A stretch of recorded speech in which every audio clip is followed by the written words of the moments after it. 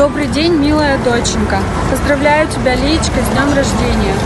Расти, доченька, быстро, учись отлично. Не ленись, маме помогай. Это будет лучшим подарком от тебя мне. Теперь я нахожусь на защите нашего славного города, Ленинграда. Это великая честь советскому человеку. И ты, дочка, можешь гордиться, что твой папа стоит на этой почетной вахте. Мы не только защищаем город Ленина, этого теперь мало. Страна и наш вождь, товарищ Сталин, поставил перед нами задачу разгромить и уничтожить полностью этих гадов-фашистов, которые своей поганой ногой захотели затоптать нашу священную советскую землю. Эту задачу мы выполним с честью. Врагам пощады не дадим, отомстим им за все злодеяния. Учись, Лиечка, усердно, а я, в свою очередь, буду бить беспощадно врагов.